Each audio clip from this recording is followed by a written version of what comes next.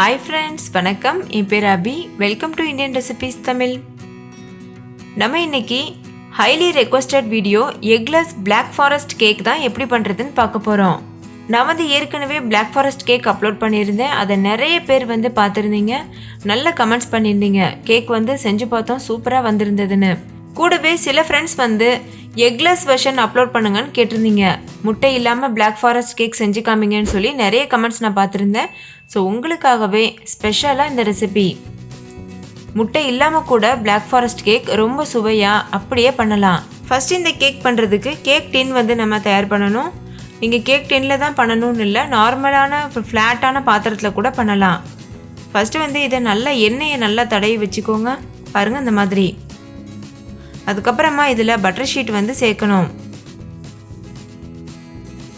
நான் இந்த வீடியோவில் யூஸ் பண்ணியிருக்க எல்லா பொருட்களுடைய லிங்க்கும் வீடியோவுக்கு கீழே இருக்க டிஸ்கிரிப்ஷன் பாக்ஸில் இருக்குது. செக் பண்ணி பார்த்துக்கோங்க. பட்டர் ஷீட் வைக்கிறதுனால கேக் டீமோல்ட் பண்ணும்போது ரொம்ப சுலபமாக வெளியில் வந்துடும். உடஞ்சிரும்ன்ற பயமே தேவையில்லை. இப்போ இது ஒரு ஓரமாக இருக்கட்டும். இன்னொரு பக்கம் ஒரு மிக்சிங் பவுல் எடுத்துக்கோங்க. அதில் 1 கப் அளவு சுகர் பவுடர் சேர்த்துக்கோங்க. அதாவது சர்க்கரையை பொடி பண்ணிட்டு சேர்த்துக்கோங்க. இது ஒரு 200 கிராம் அளவு இருக்கும். கூடவே 1/2 கப் அளவு எண்ணெய் சேர்த்துக்கோங்க. இது 100 ml அளவு எண்ணெய் இருக்கும். சேர்த்துட்டு நல்லா மிக்ஸ் பண்ணிக்கோங்க. ஃப்ளேவர் இல்லாத ஏதாவது ரீஃபைண்ட் ஆயில் நீங்கள் சேர்த்துக்கிறலாம். அப்படி இல்லைன்னா உருக்கின நெய், உருக்கின வெண்ணெய் கூட சேர்த்துக்கிறலாம். சேர்த்துட்டு நல்லா ஒரு தடவை இது போல் விஸ்க் வச்சு கலந்துக்கணும். நம்ம இதில் முட்டை சேர்க்கலை, அதனால் ஒவ்வொரு ஸ்டெப்புமே உங்களுக்கு யூஸ்ஃபுல்லாக இருக்கும். கண்டிப்பாக ஸ்கிப் பண்ணாமல் பண்ணணும். இப்போ ஒரு சன்னி வச்சுட்டு 2 கப் அளவு மைதா மாவு சேர்த்துக்கோங்க. கூடவே 1/2 கப் அளவு கொக்கோ பவுடர் சேர்த்துக்கோங்க. நான் டார்க் கலர் கொக்கோ பவுடர் சேர்க்குறேன். நீங்கள் நார்மலான கொக்கோ பவுடர் கூட சேர்க்கலாம். அடுத்து இதில் 2 டீஸ்பூன் அளவுக்கு பேக்கிங் பவுடர் சேர்த்துக்கோங்க. கூடவே ஒரு 1/4 டீஸ்பூன் அளவுக்கு பேக்கிங் சோடா சேர்த்துக்கோங்க. பேக்கிங் பவுடர், பேக்கிங் சோடா ரெண்டுமே வேறு வேறு. இப்போ நம்ம கடைசியாக சேர்க்குறது பேக்கிங் சோடா. இது எல்லாத்தையும் சேர்த்துட்டு ஒரு தடவை நல்லா ஜலிச்சுக்கோங்க. கொஞ்சம் கூட கப்பி இருக்கக்கூடாது, அந்த மாதிரி நல்லா ஜலிச்சுக்கோங்க.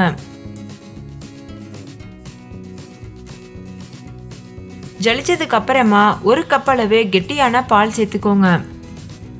சேர்த்துட்டு விஸ்க் வச்சு நல்லா ஒரு தடவை கலந்துக்கோங்க. 2 டைரக்ஷனில் மாற்றி மாற்றி கலக்கக்கூடாது, ஒரே டைரக்ஷனில் கலந்துகிட்டே இருக்கணும். கட்டிகள் இல்லாமல் நல்லா இது போல் கலந்துக்கோங்க. பாருங்கள், இந்த மாதிரி நல்லா மிக்ஸ் பண்ணிக்கணும். இது கரெக்டான கன்சிஸ்டன்சி. இப்போ இதில் நம்ம ஃப்ளேவருக்காக வெனிலா எசன்ஸ் சேர்க்க போகிறோம். ஒரு 1/2 டீஸ்பூன் அளவுக்கு வெனிலா எசன்ஸ் சேர்த்துக்கோங்க. இப்போ இதில் 1 டேபிள் ஸ்பூன் அளவு லெமன் ஜூஸ் சேர்த்துக்கோங்க. சேர்த்துட்டு நல்லா இதை மிக்ஸ் பண்ணிக்கோங்க. நீங்கள் லெமன் ஜூஸ்க்கு பதிலாக வினிகர் சேர்க்கலாம். வினிகர் சேர்க்குறதா இருந்தால் 1/2 டீஸ்பூன் அளவு சேர்த்துக்கோங்க. நல்லா இது போல் கலந்துக்கோங்க. கேக் மாவு இது போல் கன்சிஸ்டன்சியில் இருக்கணும். இதுதான் பெர்ஃபெக்டான கன்சிஸ்டன்சி. ஒருவேளை உங்களுக்கு இதை விட ரொம்ப ஹார்டாக இருக்க மாதிரி இருந்ததுன்னா கொஞ்சம் கூட பால் சேர்த்துட்டு நல்லா ஒரு தடவை மிக்ஸ் பண்ணிக்கோங்க. இப்போ நம்மளுடைய கேக் மாவு சூப்பராக தயாராகிருச்சு. நம்ம ஏற்கனவே ரெடி பண்ணி வச்சுருக்கிறோம்ல கேக் டின், அதில் இதை சேர்த்துடணும். இப்போ நல்லா இதை டேப் பண்ணிக்கோங்க. உள்ளே ஏதாவது ஏர் பபிள்ஸ் இருந்ததுன்னா வெளியே போயிடும். டேப் பண்ணிவிட்டு இப்போ இதை நம்ம பேக் பண்ணலாம். நீங்கள் அவனில் பேக் பண்ணுறதா இருந்தால் அவனை 180 டிகிரி செல்சியஸில் 10 நிமிஷத்துக்கு ப்ரீஹீட் பண்ணிக்கோங்க. அதுக்கப்புறமா அதே செல்சியஸில் 20லேருந்து 30 நிமிஷம் பேக் பண்ணிக்கோங்க. இப்போது குக்கரில் எப்படி பேக் பண்ணுறதுன்னு சொல்கிறேன். அடிகனமான குக்கர் எடுத்துக்கோங்க. அதில் 2 கப் அளவு உப்பு சேர்த்துக்கோங்க. இந்த உப்பு வேறு கலரில் இருக்குல்ல, நான் ஏற்கனவே 2-3 டைம் பேக் பண்ணுறதுக்கு யூஸ் பண்ணியிருக்கேன், அதனால் அப்படி இருக்குது. இப்போ உள்ள ஸ்டாண்ட் போட்டுட்டு குக்கர் மூடி போட்டு மூடிட்டு விசில் வைக்கக்கூடாது. விசில் வைக்காமல் இதை 10 நிமிஷத்துக்கு ப்ரீஹீட் பண்ணணும். கண்டிப்பாக விசில் போடக்கூடாது. ஹை ஃப்ளேமில் வச்சு 10 நிமிஷத்துக்கு இது நல்லா சூடுபடுத்திக்கோங்க. நம்ம அவனை ப்ரீஹீட் பண்ணுறோம்ல, அதே போல் குக்கரை ப்ரீஹீட் பண்ணுறோம். அதுதான் ப்ராசஸ். குக்கர் நல்லா ப்ரீஹீட் ஆயிடுச்சு. 10 நிமிஷம் ஆயிடுச்சு. இப்போ மூடி ஓப்பன் பண்ணிவிட்டு நம்ம செஞ்சு வச்சுருக்கிற கேக் மாவு உள்ளே வைக்கணும். குக்கர் ரொம்ப சூடாக இருக்கும், அதனால் பார்த்து உள்ளே வைக்கணும். இப்போ குக்கர் மூடி போட்டு மூடிட்டு விசில் வைக்காமல் லோ ஃப்ளேம்லேயே வச்சு 20லேருந்து 30 நிமிஷம் வரைக்கும் வேக வச்சு எடுத்துக்கோங்க. ஒருவேளை கேக் வந்து இடையில நீங்கள் செக் பண்ணி பார்க்கும்போது வேகாமல் இருந்ததுன்னா கூட கொஞ்சம் நேரம் வேக வச்சுக்கோங்க. இப்போ எனக்கு வந்து 30 நிமிஷத்தில் கேக் வந்து சூப்பராக தயாராகிருச்சு. இது வந்து எப்படி பார்க்குறது செக் பண்ணினா ஒரு சின்ன குச்சியை உள்ளே இன்சர்ட் பண்ணி பாருங்கள். மாவு ஒட்டாமல் வந்திருக்கு. அப்போ இது வந்து ஃபுல்லாக பேக் ஆகிருக்குன்னு அர்த்தம். இப்போ மேலே வந்து லேசாக பொங்கி வந்திருக்கு. இது நம்மளுக்கு தேவையில்லாத பகுதி. இதை நம்ம கட் பண்ணி வெளியில் எடுத்துடலாம். உங்கள் வீட்டில் குட்டீஸ் யாராவது இருந்தாங்கன்னா அவங்களுக்கு கொடுத்துருங்க. கண்டிப்பாக நம்ம குட்டீஸ்க்காக தான் கேக் பண்ணுவோம். ஸோ வந்து அவங்க இதை விருப்பப்பட்டு சாப்பிடுவாங்க, நம்மளும் சாப்பிட்லாம். இது நம்ம வேஸ்ட்டு பண்ண தேவையில்லை. இப்போ இதை கட் பண்ணியாச்சு. இதை பாருங்கள் எவ்வளோ சாஃப்டாக ஸ்பஞ்சியாக இருக்குது. நம்ம இவ்வளோத்துக்கும் முட்டையே சேர்க்கலை, இருந்தாலும் கூட கேக் அவ்வளோ சாஃப்டாக வந்திருக்கு. இப்போ இது ஒரு ஓரமாக இருக்கட்டும். இப்போது கேக்கை வந்து நம்ம டிமோல்டு பண்ணிடலாம். அதுக்கு கேக்கோட ஓரங்கள் லேசாக கீறிட்டு வேறு ஒரு பிளேட்டில் வந்து மாற்றிட்டு இது போல் டேப் பண்ணிவிட்டு எடுத்துருங்க. அதுக்கப்புறம் நம்ம ஏற்கனவே போட்டு வச்சுருந்த பட்டர் ஷீட்டையும் வெளியில் எடுத்துடலாம். இப்போ நம்மளோட கேக் தயாராக இருக்குது. இதை நம்ம 3 லேயராக பிரித்து எடுக்கணும். இது மாதிரி கட் பண்ணும்போது ரொம்ப கவனமாக பண்ணணும். ஸோ கேக்கை 3 லேயராக கட் பண்ணிவிட்டு ஒரு உரமாக வச்சுருங்க. நம்ம வந்து க்ரீம் தயார் பண்ண ஆரம்பிக்கணும்.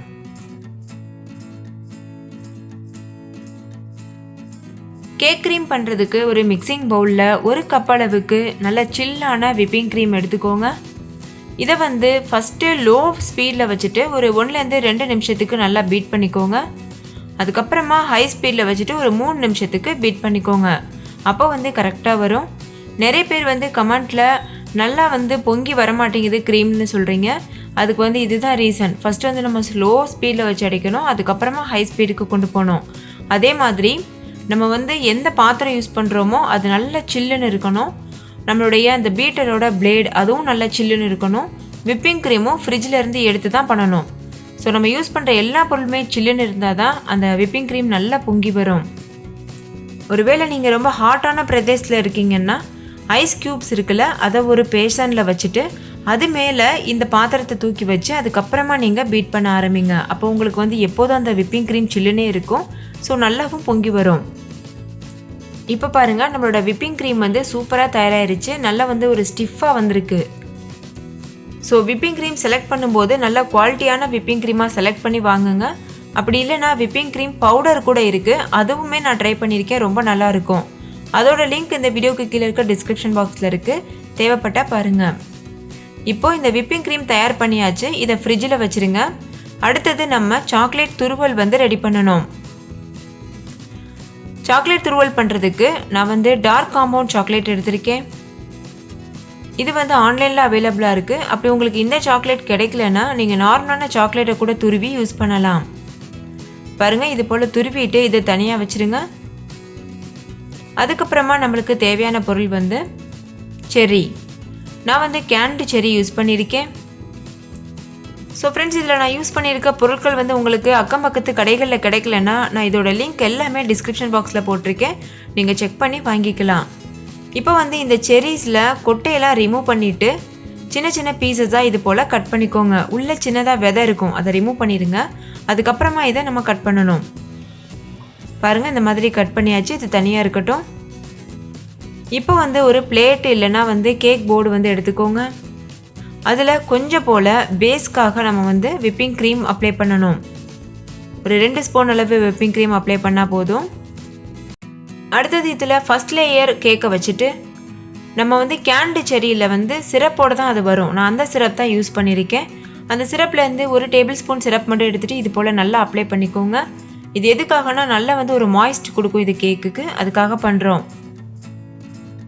அடுத்து இதில் நம்ம தயார் பண்ணி வச்சுருக்கிற விப்பிங் க்ரீம் வந்து அப்ளை பண்ணுங்கள். எப்போதுமே விப்பிங் க்ரீம் நம்ம ரெடி பண்ணதுமே ஃப்ரிட்ஜில் வச்சிடணும். நம்ம எப்போ கேக்குக்கு அப்ளை பண்ணுறோமோ அப்போ தான் வெளியில் எடுக்கணும்.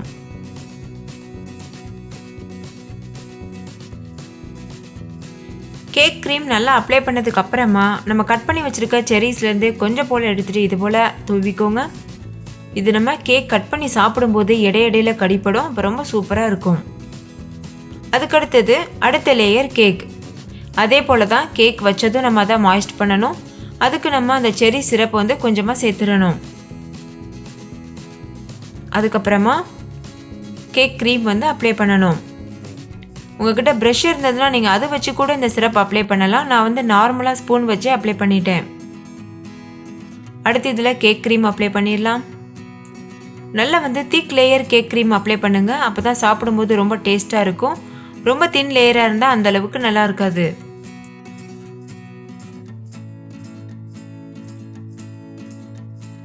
அடுத்து இது மேலேயும் கொஞ்சம் செரிஸ் வச்சுருங்க. அடுத்த லேயர் கேக்கை வச்சுருங்க. இது வந்து லாஸ்ட் லேயர். நான் 3 லேயராக தான் கேக் வந்து கட் பண்ணியிருக்கேன். இப்போ வந்து கேக் சுற்றி ஃபுல்லாகவே நம்ம வந்து க்ரீமால் கவர் பண்ண போகிறோம்.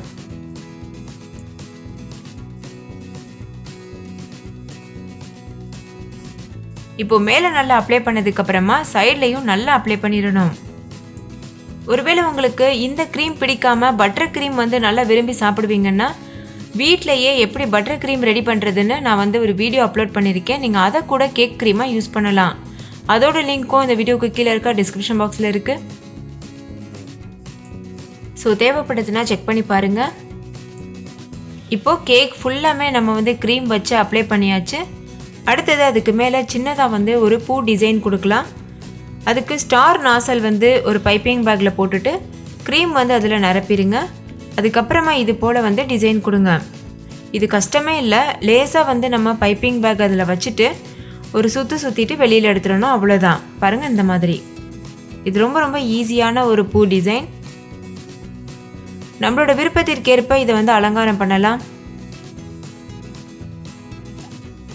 இதே போல் கேக்கை சுற்றிலும் நம்ம வச்சிடலாம். பூ டிசைன் போட்டதுக்கப்புறமா கேக்குடைய அந்த ஓரங்களில் நம்ம ஏற்கனவே துருவி வச்சுருக்கோம்ல டார்க் சாக்லேட், அதை வந்து இது போல் தூவிட்டே இருங்க. பாருங்கள் இந்த மாதிரி. இது போல் தூவுனீங்கன்னா நம்மளுக்கு வந்து நிறைய டார்க் சாக்லேட் வேஸ்ட் ஆகாது. டிசைனும் பெர்ஃபெக்டாக கொடுத்த போல் இருக்கும். இப்போ பாருங்கள் சைடில் எல்லா இடத்துலையும் நம்ம வந்து சாக்லேட் துருவல் வந்து சேர்த்தாச்சு. அடுத்தது இதுக்கு மேலாப்லையும் கொஞ்சம் போல் சாக்லேட் துருவல் வந்து நம்ம சேர்த்துடலாம். அவ்வளோதான். இப்போ நம்ம கேக்குடைய ஃபைனல் ஸ்டேஜுக்கு வந்தாச்சு. கடைசியாக நம்ம கொடுத்த பூ டிசைன் மேலே செரிஸ் வச்சு அலங்காரம் பண்ணிடலாம். பாருங்கள் இந்த மாதிரி. ஸோ அவ்வளோதான் ஃப்ரெண்ட்ஸ். எல்லா பூவிலையுமே நம்ம வந்து செரிஸ் வச்சாச்சு. இப்போ நம்ம கேக் கட் பண்ணலாம். நீங்கள் எப்போ கேக் கட் பண்ணுறீங்களோ அது வரைக்கும் கேக்கை வந்து ஃப்ரிட்ஜ்லேருந்து எடுக்காதீங்க. ஃப்ரிட்ஜ்லேயே இருக்கட்டும். உடனே கட் பண்ண போகிறீங்கன்னா ஓகே. இல்லை மறுநாள் நீங்கள் கட் பண்ண போகிறீங்கன்னா நீங்கள் ஃப்ரிட்ஜில் வச்சுருங்க. இப்போ நம்ம கட் பண்ணி சர்வ் பண்ணலாம்.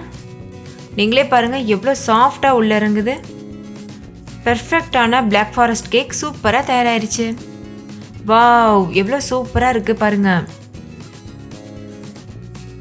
ஸோ ஃப்ரெண்ட்ஸ், கண்டிப்பாக நீங்களும் இதை ட்ரை பண்ணி பாருங்கள். ட்ரை பண்ணிவிட்டு உங்கள் எக்ஸ்பீரியன்ஸ் எப்படி இருந்ததுன்னு கமெண்ட்லேயும் கூட ஷேர் பண்ண மறந்துடாதீங்க. இந்த வீடியோ உங்கள் எல்லாருக்கும் ரொம்ப பிடிச்சிருக்குன்னு நம்புகிறேன். பிடிச்சிருந்தா லைக் பண்ணுங்கள். உங்கள் ஃப்ரெண்ட்ஸ் கூட நிறைய ஷேர் பண்ணுங்கள். ஸோ அவங்களும் பார்த்து பயன்பெறட்டும். இன்னொரு சூப்பரான ரெசிபியோட நான் உங்களை சந்திக்கிறேன். அதுக்கு முன்னாடி நம்ம சேனல் இந்தியன் ரெசிபீஸ் தமிழை சப்ஸ்கிரைப் செய்யாத நண்பர்கள் சப்ஸ்கிரைப் செய்துக்கோங்க. தேங்க்யூ. பாய்.